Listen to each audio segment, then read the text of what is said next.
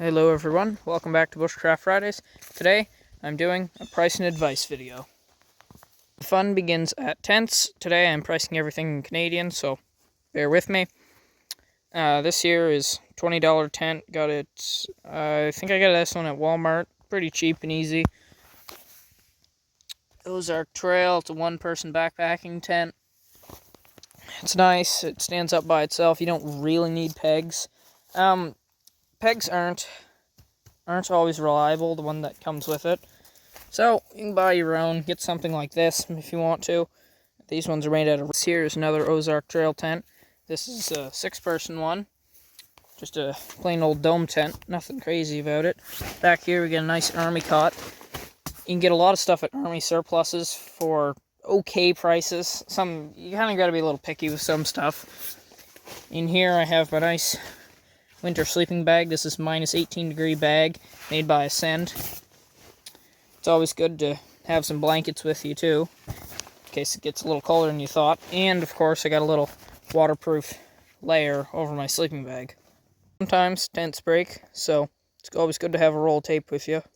In here I have Army Surplus airbed.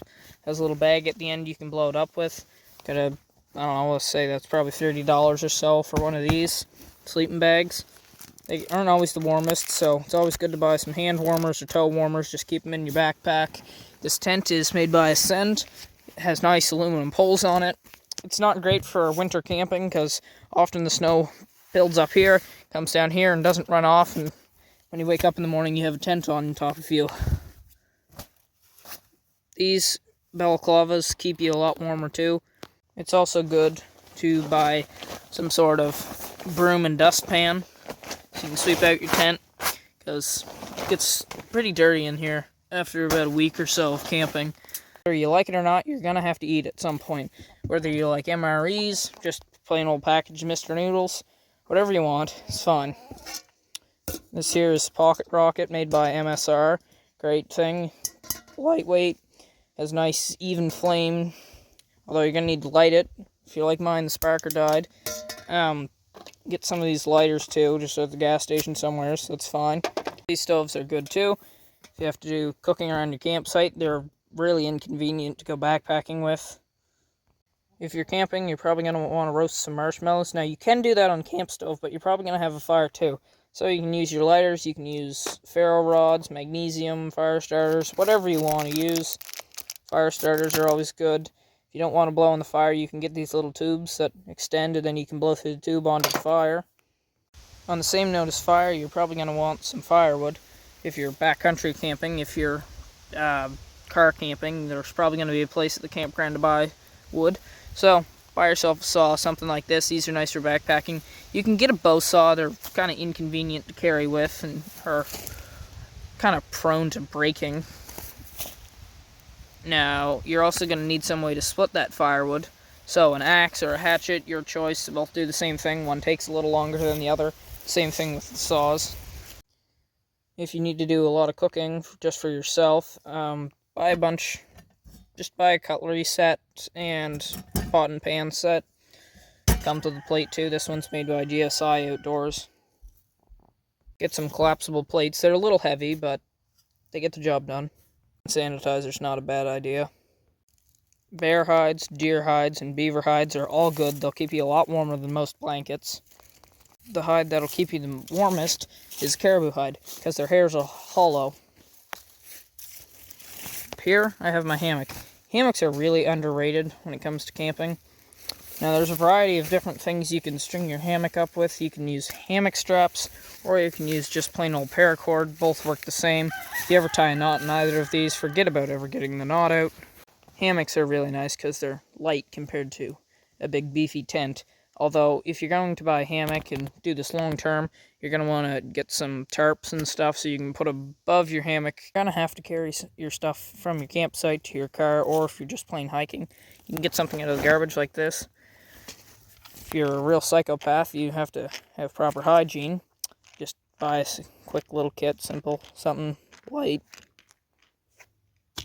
whatever.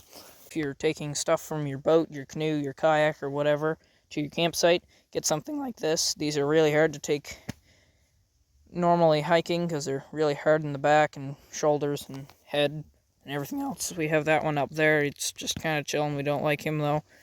If you're doing a lot of hiking, definitely invest some money in a survival kit. If you don't know much about that, go check out that video. If you're going to do hardcore hiking, definitely invest some money in something like this. If you're also planning on to go out in the rain, get something like this. It's just a cover, covers the whole backpack, keeps it nice and dry. Although if you're not doing that and you need to go hiking for a day, get a backpack, something like that. That's good for little hikes, or if you're going for longer, more hardcore hikes, get something like one of these. When you're hiking, rain jackets can be kind of heavy and bulky and hard to carry, so invest some money in a poncho and put it in a little bag. The idea to keep with you on the trail is a nice dry pair of socks in case you step in a water hole or something. For water filtration, I usually just use my LifeStraw, although if you don't have that, Aqua Tabs are usually quite easy and fold up. Although they take a long time, they take about an hour, so if you're really, really thirsty, it's kind of a pain. So LifeStraws are always good, although it's nice to keep these with you, because LifeStraws do often get plugged. Headlamps are something you really just got to invest in.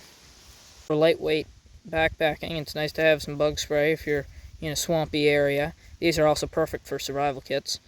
Cheap multi-tools kind of nice to have. I like to call these stocking stuffers.